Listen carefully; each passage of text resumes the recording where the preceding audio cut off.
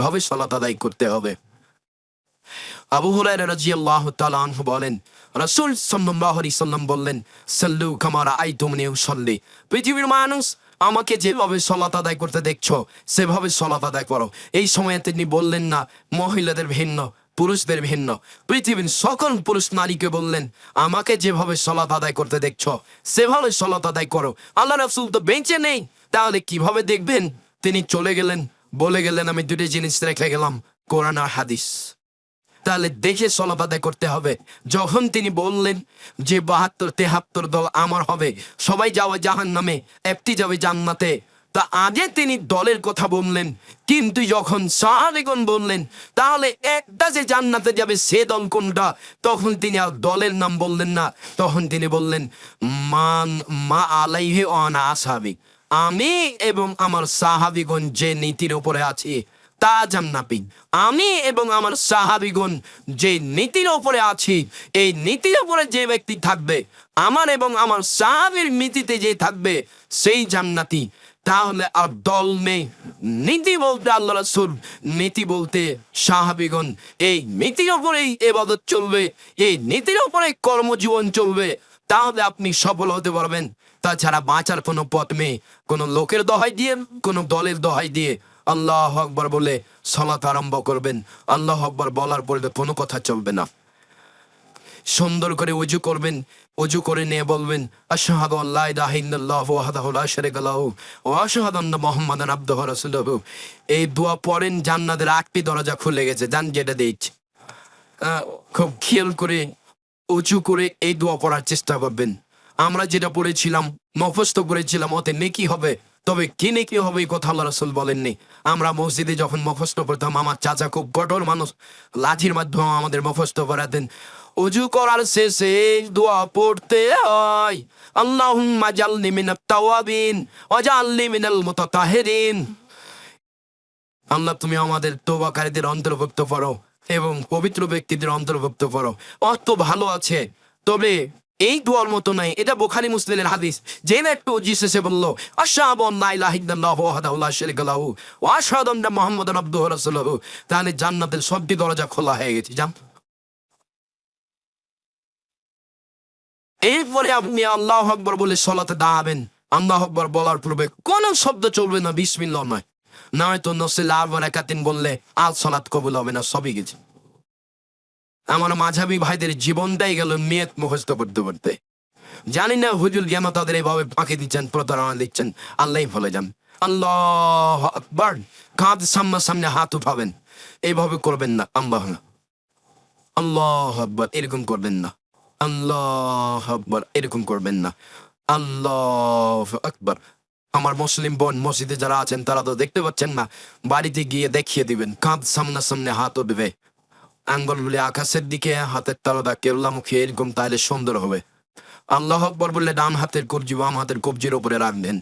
বাহুর উপরে রাখতে পারেন, দুটোই সহিহ হাদিস। বুকের উপরে রাখবেন 5টি সহিহ হাদিস। নাভির নিচে রাখবেন 3টি জাল জয়ীফ হাদিস। এমন সহিহ হাদিসের প্রতি করার চেষ্টা করতে হবে।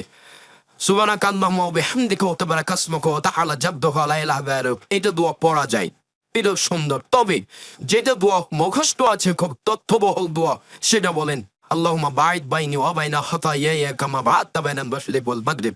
আল্লাহুম্মা নাত্তিনি মিনাল খাতায়া কামা নাহতাফাউল আবিজাম নাদানাস। আল্লাহুম্মা আগসিল খাতায়ায়া বিল মাই ওয়া সালজি ওয়াল বারাদ। হে আল্লাহ, তুমি আমাকে আর আমার পাপকে অত দূরত্বে রাখো, পূর্ব এবং পশ্চিমকে তুমি যত দূরত্বে রেখেছো। আল্লাহ, তুমি আমার পাপকে ধুয়ে দাও, যেমন ভাবে সাদা কাপড়কে ময়লা থেকে ধুয়ে পরিষ্কার করা হয়। আল্লাহ, তুমি আমার পাপকে পানি দিয়ে, স্বচ্ছ পানি দিয়ে, ঠান্ডা পানি দিয়ে, বরফ দিয়ে, তুষার দিয়ে ধুয়ে পরিষ্কার করে দাও।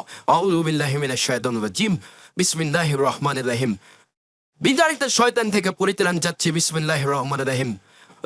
আল্লাহ পরম দাতা দয়ালুর নামে আরম্ভ করছি। আলহামদুলিল্লাহি রাব্বিল আলামিন।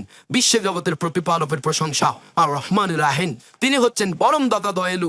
মালিক ইয়াউমিদ্দিন, তিনি হচ্ছেন বিচার বিনের মালিক। ইয়াকা না'বুদু, একমাত্র তোমার ইবাদত করি। ওয়া ইয়াকা নাস্তাইন, একমাত্র তোমার নিকটে সাহায্য চাই। ইহদিনাস সিরাতাল মুস্তাকিম, তুমি আমাকে সোজা সঠিক পথ দেখাও। সিরাতাল লাযিনা আন'আমতা আলাইহিম ওদের পথ তুমি দেখাবে, যাদের ভালোবেসেছো, যাদের দয়া করেছো, ওদের পথ দেখায় না। যারা ভ্রান্ত, যাদের উপরে তুমি অসন্তুষ্ট হয়েছ, আমিন। দীর্ঘ সময় ধরে তোমার দরবারে যে প্রার্থনা বললাম, এই প্রার্থনা তুমি পূরণ করো। জরুরি কথা, সূরা ফাতিহাতে মাত্র একটি কথা আছে, জরুরি কথা। সূরা ফাতিহাতে মাত্র একটি কথা আছে, একটি বাক্য, সেটা হলো ইহদিনাস সিরাতাল মুস্তাকিম। তুমি আমাকে সোজা পথ দেখাও।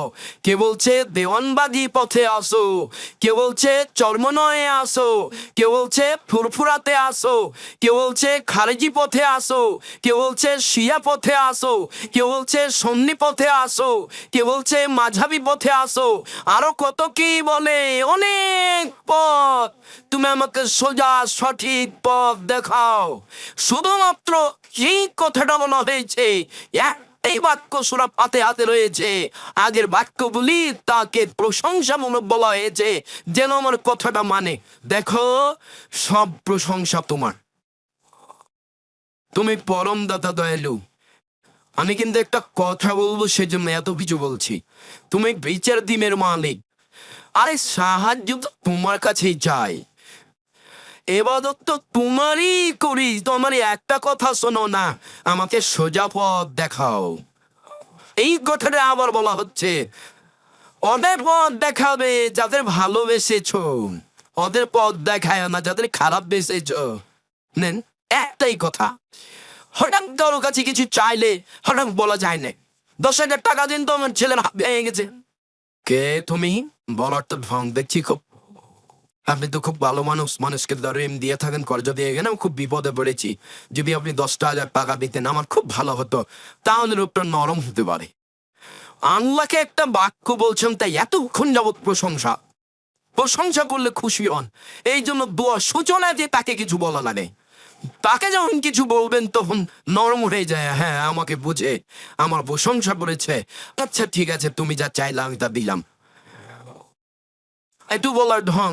আমার বলা হচ্ছে শেষে, আরো তো তুমি অনেককে ভালোবেসেছো, ইব্রাহিম আলাইহিস সালামকে ভালোবেসেছো, ওটা দেখাও। নূহ আলাইহিস সালামকে ভালোবেসেছো, ঈসা মুসাকে ভালোবেসেছো, ওটা দেখাও আমাকে। কত তোমার প্রিয় বান্দা আছে, সেটা আমাকে দেখাও। এতক্ষণ পর্যন্ত যে প্রার্থনা করলাম তুমি আমার কবুল করো। 114টি সূরা আছে, 113টি সূরার শেষে আমিন শব্দ নেই, শুধুমাত্র একটি সূরাতে আমিন আছে, সেটা সূরা ফাতিহা। এই জন্য মানুষ সূরা ফাতিহা পড়তে বাধ্য। একা থাকলেও পড়বে, জামাতে থাকলেও পড়বে, ইমাম হলেও পড়বে, মুক্তাদি হলেও পড়বে, কেরাত সরাবে হলেও পড়বে, নীরবে হলেও পড়বে। প্রত্যেকটা মানুষকে সূরা ফাতিহা পড়তে বাধ্য। সূরা ফাতিহা একটা ব্যতিক্রম সূরা, আশ্চর্য ধরনের অভিনব সূরা। এরকম সূরা কোরআন মাজিদে নেই, যেই সূরা পড়তে সলাতে প্রত্যেকটা মানুষ বাধ্য, পড়তেই হবে। হুজুর আমাদের ফাঁকি দিয়েছে, হুজুর বলছে ইমাম পড়লেই হবে, বললে হিসাব। বিসমিল্লাহির রহমানির রহিম। পরম দাতা দয়ালের নামে পড়ছি যে কোনো একটা সূরা। ইন্না আতাইনাকাল কাউসার। মুহাম্মদ, আপনাকে অনেক কিছু দান করেছি। ফাসাল্লি লিরাব্বিক, আপনি আপনার প্রতিপালকের জন্য সালাত আদায় করুন। অনহার, আপনি কুরবানি করুন। ইন্না শানিআকাল হুয়াল আবতার, নিশ্চয়ই আপনার শত্রুরাই হচ্ছে নির্বংশ, নির্বন। ওরা কি বলে? ওরা আপনার শত্রু, ওদেরই বংশ সূত্র নেই, আপনার সবকিছু আছে। এই কথা বলে আল্লাহু আকবার বলে হাত খুলে দিয়ে ওই পর্যন্ত উঠাবেন। সব জায়গাতে হাত ধরতে হবে, এ কথাই চূড়ান্ত। সন্তোষ আদি রহিত হয়ে গেছে প্রতারণা দিয়ে। পৃথিবীর লক্ষ লক্ষ মানুষকে ধোকা দেওয়া হচ্ছে, বলেও কোনোদিন এই কাজ করবেন না। আজও কোরআন হাদিস পড়ে আছে, ঢাকা শহরে বসবাস করেন, গেট থেকে বের হয়ে বই কিনা যাবে, বাড়িতে বই আছে। একটু দেখেন না সলাত ভাই, সব জায়গাতেই হাত ধরতে হবে, যাওয়ার সময়তেও আসার সময়তেও। আবার এভাবে হাত উঠিয়ে রুকুতে চড়েন। রুকুতে যাওয়ার পূর্বে কয়েকটি জরুরি কথা।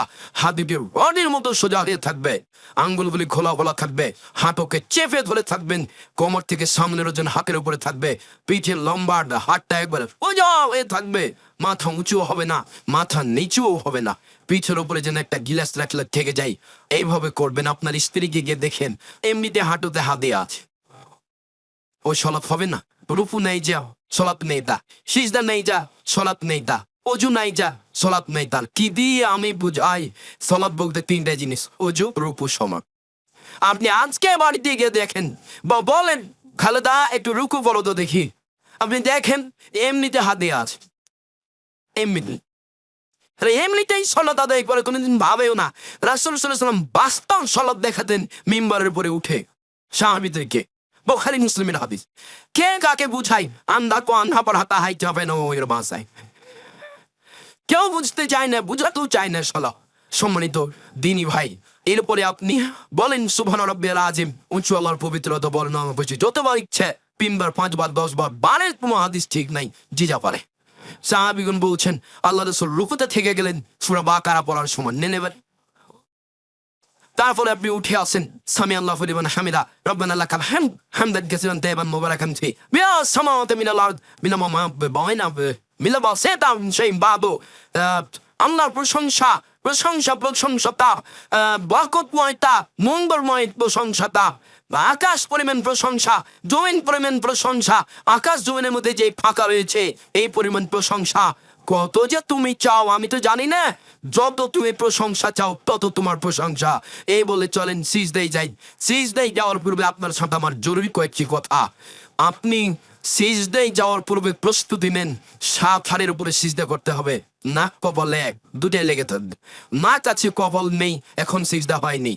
কপাল লেগে আছে নাক লেগে নেই, এখনো সিজদা হয়নি। এটা আদেশ। 7 হাড়ের উপরে থাকবে, নাক কপাল এক, 2 হাত 3, 2 হাঁটু 5, 2 পায়ের বৃদ্ধাঙ্গুল 7। 7 হাড়ের উপরে সিজদা করতে হবে। সিজদা অবস্থায় হাত পা চুলকাতে পাবেন না। যদি হাত পা চুলকাতে যান, হাত উঠে নিয়েছেন, এখন আর 7টা নেই, 6টা আছে। বুঝাতে পারলাম না? পা দিয়ে পা চুলকাচ্ছেন সিজদার সময়, এখন 6টা মাটিতে লেগে আছে, 7টা নেই। আমি বুঝাতে পারলাম না মনে হয়। যদি হাত পা চুলকাতেই হয় তাহলে সিজদা থেকে উঠে এসে সিজদার সময় হাত উঠালে এখন 6টা লেগে আছে, অথচ আদেশ 7টা থাকতে হবে। বুঝাতে না পারি তো পরে বুঝিয়েন। মাথার চুল জমা করতে পারবেন না, বেনি খুলে থাকাই ভালো খোপা থাকার চেয়ে মহিলাদের। আর হাত জড়িয়ে নিতে পারবেন না, নিষেধ আছে। এবারে জরুরি হাত খুলে সলাত আদায় করতে হবে। প্যান্ট টাকনোর উপরে রাখতে হবে, সর্বদা জড়িয়ে নিতে হবে। এই নীতি হারাম। জড়িয়ে নিবেন কেন? টাকনোর নিচে কাপড় রাখলে আল্লাহ তার সাথে কথাই বলেন না, এই ভালোবাসা কেন? আপনার শতবার বলেছি সন্ধ্যা হতে হতে প্যান্ট কেটে নিতে হবে। যদি আপনি না চাইলেন তাহলে আপনি বক্তব্য বলেছেন তো মুনাফিকি করেন, এই কথাই ঠিক। মুনাফিকি করে কি সফলতা অর্জন করতে চান? কেউ আমাকে এই পথে চলতে বলেছে? বলে হিসাব। মুনাফিক বলে নিজেকে একটু মনে করেন না যে বক্তব্য শুনেছিলাম কিন্তু মানি না, বক্তব্য শুনেছিলাম কিন্তু মানি না। আর টাফনা পরে কাপড় পরলে কেমন কেমন লাগে, তার মানে আপনার ভিতরে অহংকার বিরাজ করে, আপনার ভিতরে ইতস্ততাবোধ বিরাজ করে, তাই কেমন কেমন লাগে, ঠেঙ্গা ঠেঙ্গা লাগে। লাগুক, এটি ইমানি পরিচয়। তাহলে নিচে কাপড় যাবে কেন? যাতে আল্লাহ কথা বলেন না এই হিসাব থাকবে কেন? সন্ধ্যা হতে হতে কাপড় কেটে নেওয়ার জন্য আন্তরিকভাবে অনুরোধ জানাচ্ছে। সম্মানিত দিনী ভাই, 7 হাড়ের উপরে সিজদা করবেন, কানের পাশে থাকবে রাখবে 2 হাত, আর কোনাকে এভাবে উঁচু করে রাখবেন। নিচে দিয়ে ছাগলের বাচ্চা পার হতে পারে। নারী পুরুষ একই হুকুম। মহিলাদেরকে বুকতে ওর সাথে লাগিয়ে সিজদা করতে হবে। এরপর মানে 4টা জাল হাদিস আছে, এই নীতি বাতিল, এই নীতি বাতিল, এই নীতি বাতিল। মহিলাদের পরিমাণই সে সিজদা করতে হবে যেভাবে পুরুষকে করতে হবে। মহিলা পুরুষের পেটের নিচ দিয়ে যেন ছাগলের বাচ্চা পার হতে পারে, এইটাই হিসাব, এইটাই চূড়ান্ত হিসাব। কোন জন্য পাশে না লাগা থাকে, একবারে ফাঁক থাকে, এ কথাই ঠিক। সুবহান রাব্বিল আলা বলুন যতবার ইচ্ছে, আরো বলুন, আরো দোয়া আছে। উঠে আসেন, আল্লাহ মাগফিরলি ওয়ারহামনি ওয়াহদিনি ওয়াফিনি ওয়ারজুকনি। হে আল্লাহ, তুমি আমাকে খেতে দাও, আমার প্রতি দয়া করো, আমাকে হেদায়েত দাও, আমার প্রতি রহমত নাযিল করো। আরো দোয়া আছে। এরপরে আবার যান সিজদে থেকে আসেন, তারপরে আরেক রাকাত পড়েন আত্তাহিয়াতু লিল্লাহি ওয়াসসালাতু ওয়াত-তাইয়্যিবাতু আসসালামু আলাইকা আইয়ুহান নাবিয়্যু। সমস্ত ইবাদত আল্লাহর জন্য। হে নবী, আপনার উপরে শান্তি অবতীর্ণ হোক। আসসালামু আলাইকা ওয়া আলা ইবাদিল্লাহিস সালিহিন। শান্তি ভালো মানুষের উপরে অবতীর্ণ হোক, শান্তি আমাদের উপরে অবতীর্ণ হোক। আশহাদু আল্লা ইলাহা ইল্লাল্লাহ, আমি সাক্ষ্য দিচ্ছি আল্লাহ ছাড়া কোনো মাবুদ নাই। ওয়া আশহাদু আন্না মুহাম্মাদান আবদুহু ওয়া রাসূলুহু, আমি সাক্ষ্য দিচ্ছি মুহাম্মদ আল্লাহর রাসূল এবং তার বান্দা। اللهم صل على محمد وعلى ال محمد كما صليت على ابراهيم وعلى ال ابراهيم انك حميد مجيد হে আল্লাহ তুমি মুহাম্মদ সাল্লাল্লাহু আলাইহি সাল্লাম ও তার বংশধরের প্রতি শান্তি অবতীর্ণ করো যেমন ভাবে ইব্রাহিম আলাইহিস সালাম ও তার বংশধরের প্রতি শান্তি অবতীর্ণ করেছো তুমি প্রশংসিত তুমি জ্ঞানী আল্লাহুম্মা বারিক আলা মুহাম্মাদ ওয়া আলা আলি মুহাম্মাদ কামা বারাকতা আলা ইব্রাহিম ওয়া আলা আলি ইব্রাহিম ইন্নাকা হামিদুম মাজিদ হে আল্লাহ তুমি মুহাম্মদ সাল্লাল্লাহু আলাইহি সাল্লাম ও তার বংশধরের প্রতি বরকত নাজিল করো যেমন ভাবে ইব্রাহিম আলাইহিস সালাম ও তার বংশধরের প্রতি বরকত নাজিল করেছো তুমি প্রশংসনীয় তুমি জ্ঞানী আল্লাহুম্মা ইন্নী যালামতু নাফসি যালমান কাসীরা হে আল্লাহ জীবনে খুব পার করেছি হাত ফিরিলি তুমি আমাকে ক্ষমা করো মাগফিরাতাম মিন ইনদিক ক্ষমা একমাত্র তোমার পক্ষ থেকে হয়ে থাকে আর হামদিন কান্দান গাফুর রহিম তুমি দয়া করো তুমি ক্ষমা করো তুমি যদি দয়া না করো তুমি যদি ক্ষমা না করো কে করবে আল্লাহ আমি নাউযু বিকা মিন আযাবি জাহান্নাম তোমার কাছে জাহান্নামের শাস্তি থেকে বাঁচতে চাই ওয়াযুরু মিন আযাবিন কবর তোমার কাছে কবরের শাস্তি থেকে বাঁচতে চাই ওয়াযুবু মিন ফিতনাতিল মাসীহ দাজ্জাল তোমার নিকটে দাজ্জালের ফিতনা থেকে বাঁচতে চাই আল্লাহ আমি নাউযু বিকা মিন মাসামিন মাগরাম বড় পাপ এবং ঋণ থেকে বাঁচতে চাই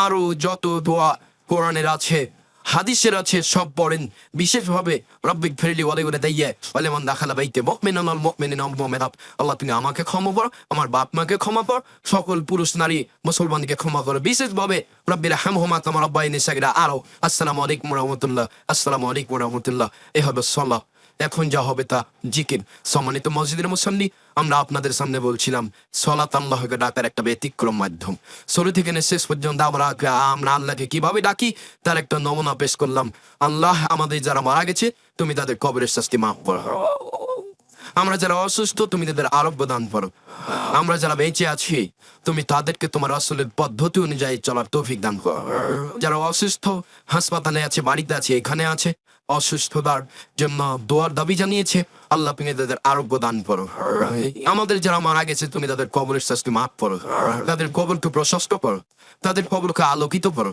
তুমি আমাদেরকে তোমার আসলের পদ্ধতি অনুযায়ী চলার তৌফিক দান করো তুমি বিশেষ রহমত দিয়ে আমাদেরকে সালাত আদায় করার পথ খুলে দাও আমরা যেন সপরিবারে সুন্দরভাবে সালাত আদায় করতে পারি তুমি এই তৌফিক দান করো